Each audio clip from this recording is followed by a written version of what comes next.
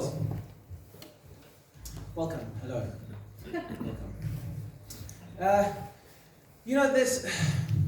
There's all these isms that they have today. These ists and isms, like fascist. I'm not really an ist person. They have like fascist and communist or feminist. I'm not really an ist. I'm more of an or, like a connoisseur or a pontificator or a masturbator. And that share button in the top right-hand corner of porn videos. Who's that for? Who's sharing MILF porn with their mother on Facebook? Or tweeting, best wank ever? I'll tell you what though. The only porn that I would share is gay porn with my girlfriend. So she can finally learn how to suck a dick. Ooh, too harsh? Alright. Well, that's just prepping you for our next act, boys and girls. We've got a very funny comedian. The final one, to end it all, right? To slide us into victory. Boys and girls, are you ready for our final comedian tonight? Excellent. Please, put your hands together for the very funny. Make some noise for, where's she going? Evelyn!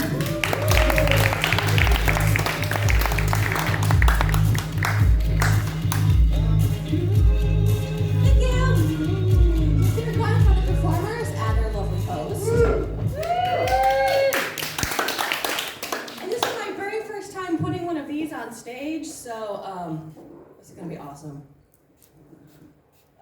It's kind of too big for it. Oh, shut up! Zoe? Oh my god, it fits! Shut up! Now it's safe. It's safe, it's amazing, hang on.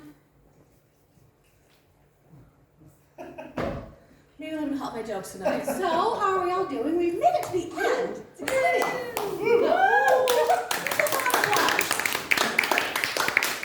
Alright, so first question.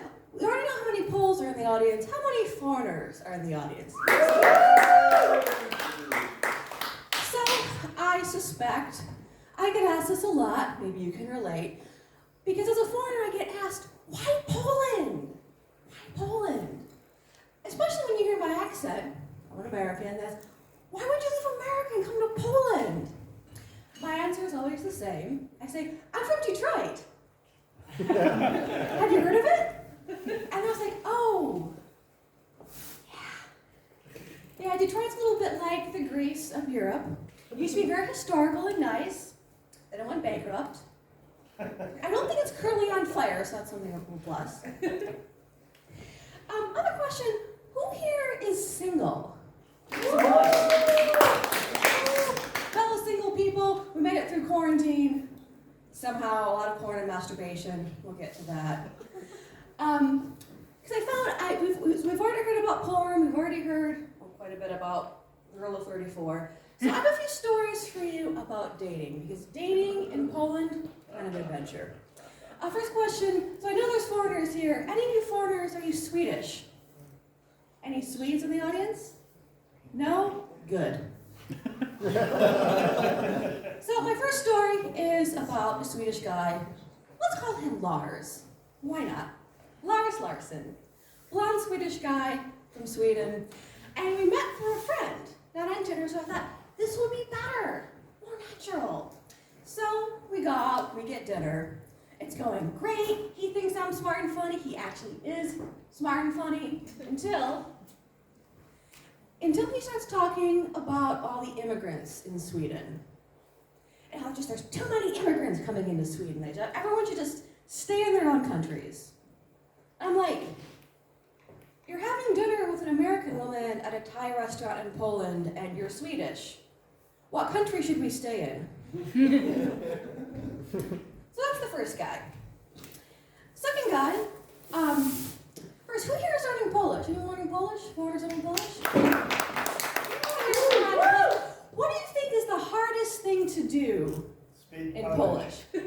Not just speak Polish. What is the hardest thing to actually say or communicate? Any ideas? We can't say it, it's too hard. Maybe sex tape. Alright, I think the hardest thing to say in Polish, the hardest thing to do in Polish is to flirt. And I say flirting must be difficult in Polish because so many Polish men are so bad at it. So, my second story is about this guy I actually just met at a bar. And he seemed really nice, he was really into me, we were talking, buying each other drinks. Very PC, very nice, I like that. And then I thought maybe I'll try to show off my Polish to him. I do speak a little Polish, as all foreigners do. But I tried to make him guess the first thing I learned in Polish. The first thing I learned in Polish was, kiss me. And so I tell him this in Polish, and I wait for him to correct my pronunciation. Because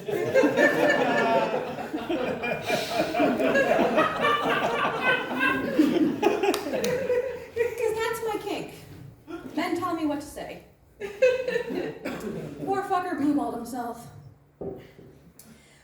And as like some of you probably are, I'm on Tinder. Tinder, you know, has its place, it has its place. The next story about a guy is from Tinder. And again, I speak a little Polish, and I could see his message, and I kind of knew it was something gross. And so I read it, I'm like, oh, I'll just ignore that one. But then he resent it in English, just to make sure I knew. Just to make sure I knew. And it said, I'm paraphrasing, your boobs are huge. Are you a mother? What fucking kink is that? What fucking rule of whatever is that? Fuck that. And that's what I knew. What I knew? I had to swipe left. So, I actually didn't make that up. It's a real thing.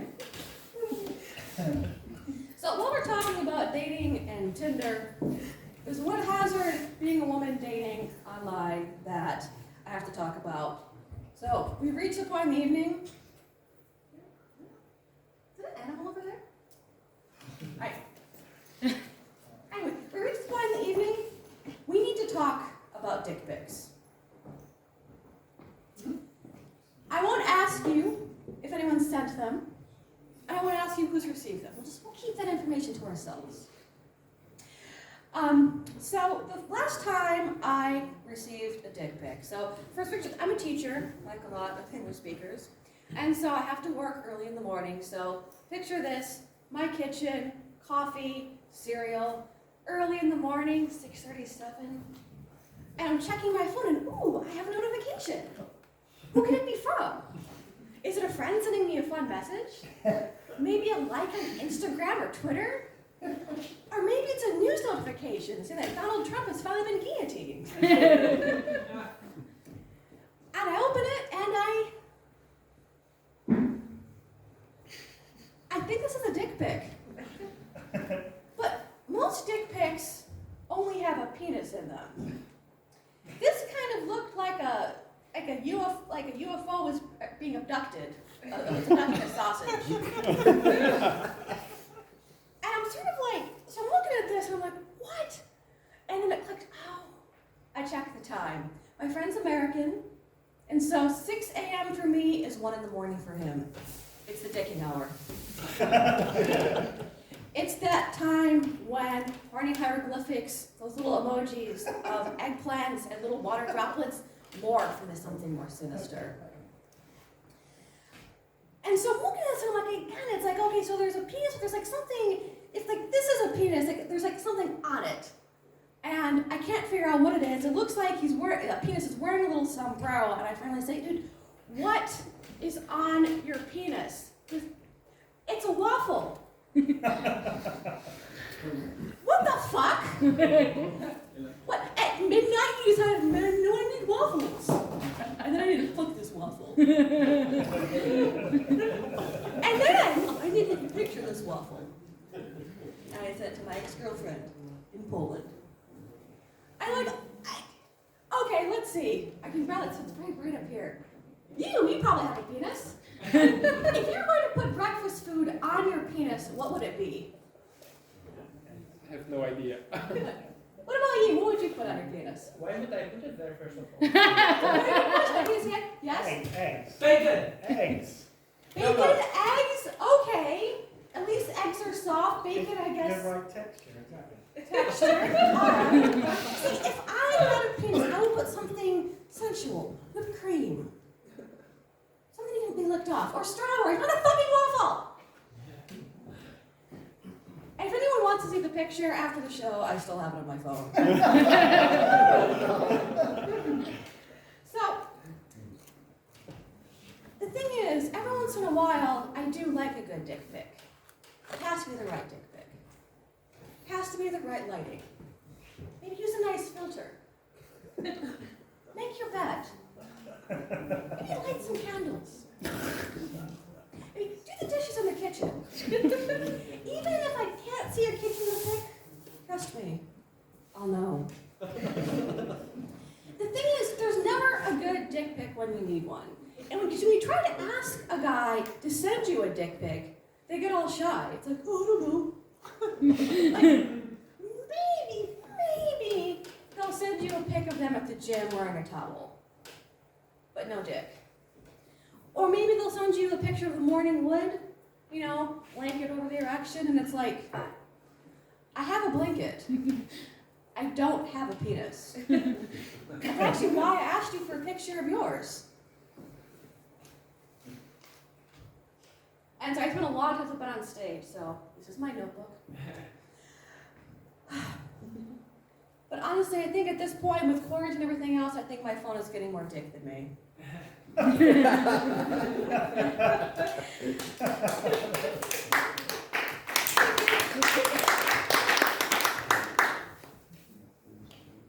And during quarantine, I've had some time to think about sort of the philosophical nature of dick pics. Like, why don't we women take pictures of our genitalia and send it? Why are there no pussy pics? Snatch chats? Slick clips? I can actually probably answer that one. If most women took a picture of their clit and sent it to a guy, the guy probably wouldn't know what it was. Sorry, straight up. And there's differences between men and women. Like, I've never had the urge to measure myself down there. Like, I'm not even sure if I was going to measure myself, what would I do? Like, the length of my labia? Diameter of my clit? I just get really daring to just stuck a ruler up there? I guess the big difference between men and women is that for women, it's not really a symbol of pride to be big down there. Like, I've got enormous pussy. You would never brag about that. I don't.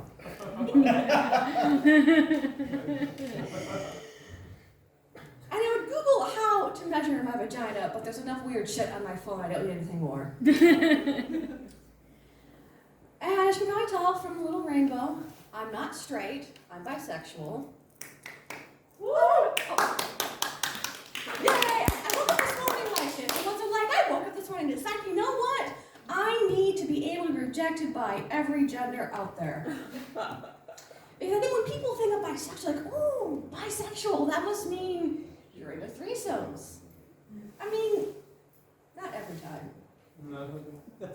And the biggest problem with being a bisexual woman on Tinder is that I've come to is the phenomenon of those fun couples looking for a third. I even know what it is in Polish now. The sesame is about me pani para. It's like, no. I always swipe left for the couples. It's not because I don't like threesomes. I mean, who doesn't like threesomes? The things with threesomes is that, well, there's a couple of things to keep in mind with threesomes. That with threesomes, first, there's a lot of elbows. You don't think about how many pairs of elbows, like, it's like, oh, we have to coordinate the orgasm thing or something with an eye. So, there's that. But also, the thing is, like, with threesomes, it's just, threesomes are so much more fun when they're all women. Woo!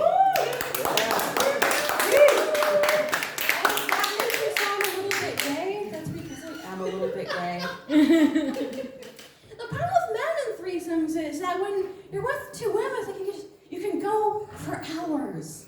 Hours. There's no end. It's like that 3-hour porn. But the thing is, If there's a man in the mix, it's 30 seconds. And so the two women are still going out for hours, and the guy is sitting there watching, which is creepy. And I am totally lost my place. Oh, right, Nick, you were talking about dildos. Hooray! So now we're gonna talk about sex toys. All right, so Nick was talking about dildos and how dildos make him feel inadequate because they're so big, so much plastic, inadequacy. And I really feel that women feel the same way about porn. So big and so plastic. And the things, I actually really like big dildos. I love them for one reason. I like to take pictures of big dildos and send them to my male friends after I get a dick pic. So, like I said, I'm a foreigner, and when I was first packing to move to Poland, I had to prioritize. I had to pack very carefully because, you know, they weigh your bags, and I had to choose carefully what to bring. And so, of course, I brought my vibrator. Because priorities. This isn't any vibrator. This is like a Mustang of a vibrator. It's got rotating parts, attachments, the thing can sync to my iTunes and vibrate along with the music. It's amazing.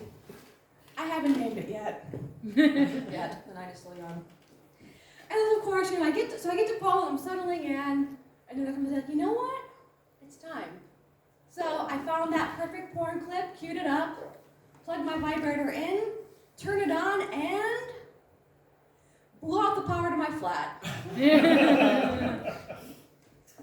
So, suddenly sitting in darkness, holding my vibrator, I'm like, oh my god, where is my life gone?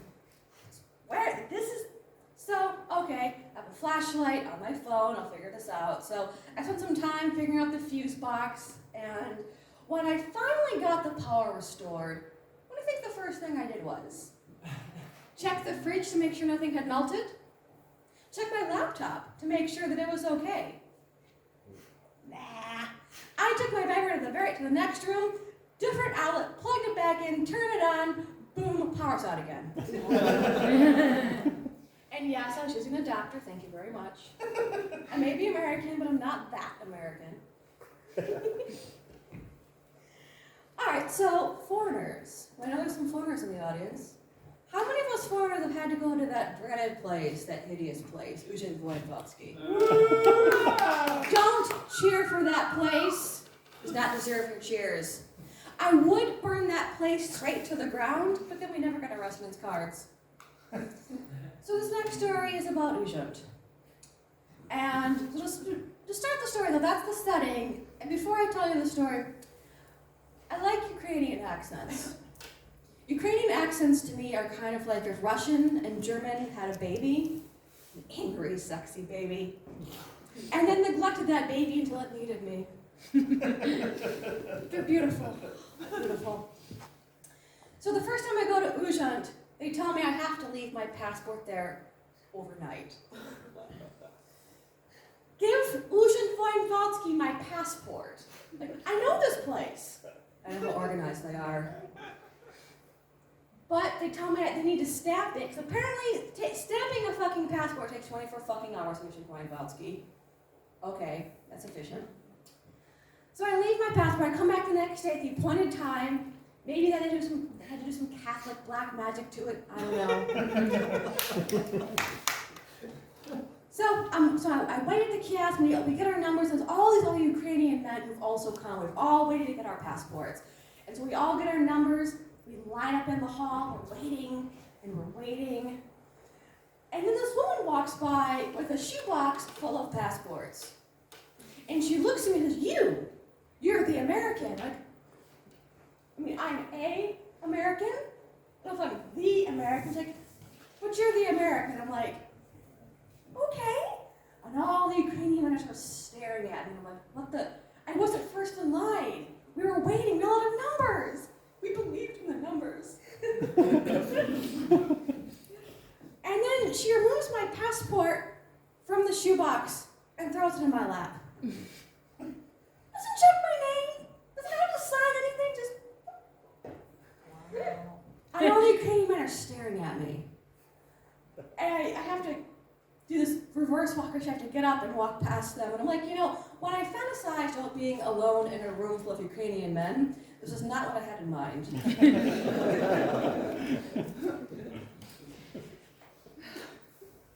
Oh, so I was at the end. We're up here at my last story. This is amazing. They're doing great. You guys are awesome. Give yourself a round of applause. You guys are amazing. I think, you know, it's COVID, pandemic, crazy stuff. And so the final thing, I'm going to have a very light, silly note. I'm going to talk about race. And 'cause race has really been a really sort of hot subject, especially in the US with Black Lives Matter and all the protests turning into riots. And so I was thinking back to before pandemic, and there was this guy who wore a shirt that said, "It's okay to be white."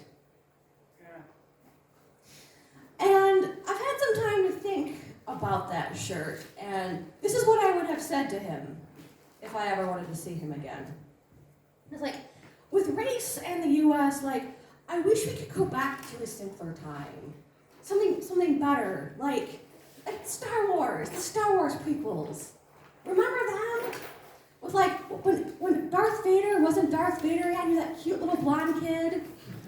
Pod racing, Padme's endless outfit changes, Ewan McGregor. I want to go back to the end. Best of all, Samuel L. Jackson. Because, sort of looking back in retrospect, I think the most significant thing about that film, with Samuel L. Jackson, in terms of diversity, in terms of optics, this is so significant. Because Samuel L. Jackson was the very first Jedi to have a purple lightsaber. Fucking awesome. And I'm losing my place. Has anyone else been like suddenly really nervous about speaking in front of people? Like I'm so used to like the little Zoom screen of people. Like, oh my god, they're humans with feet. Oh. Still social anxiety. I'm going forward. So.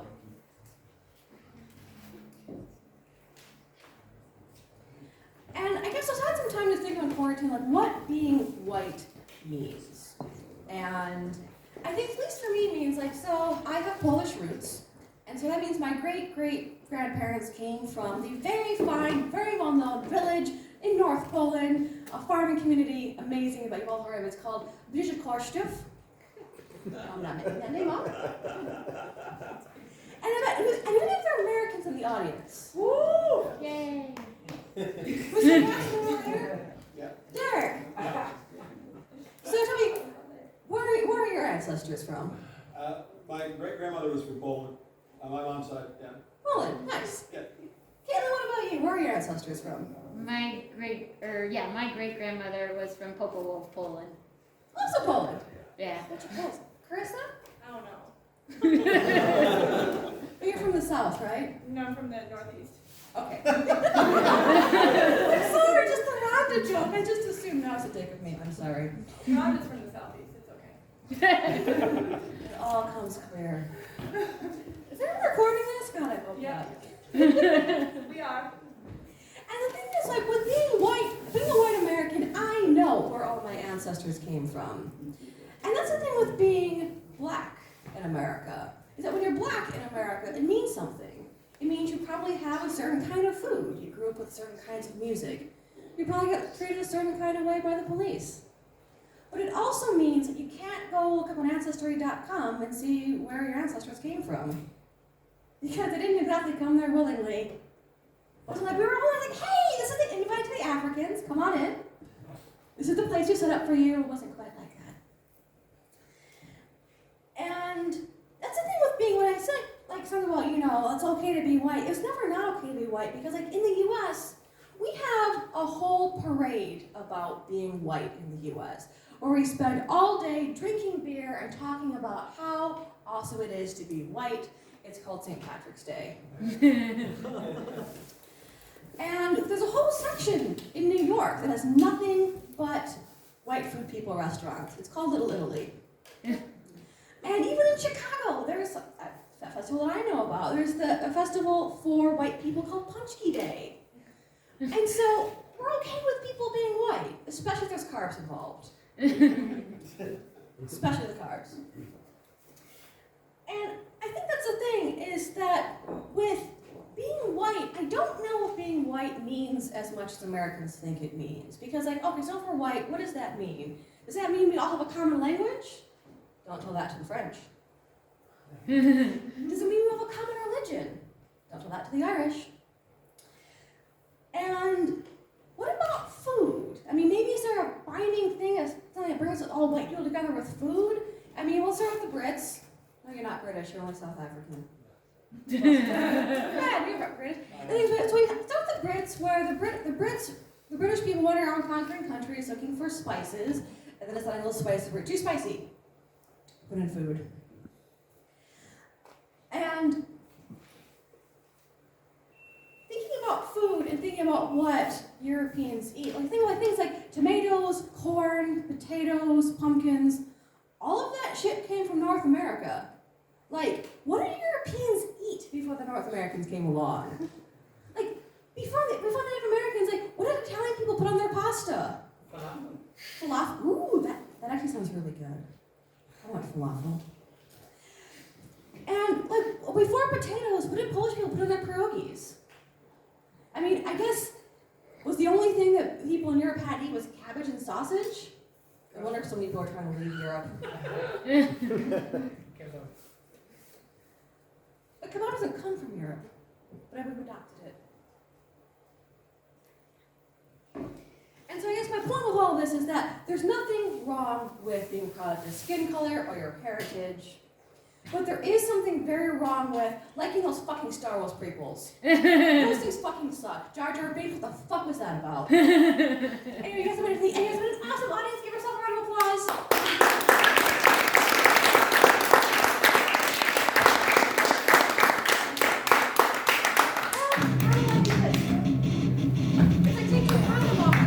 Ladies and gentlemen, Evelyn!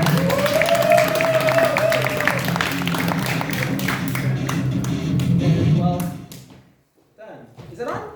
This one. I turned it off. Oh. I was taking the orange thing off. I didn't want to have very loud sound. And we're back.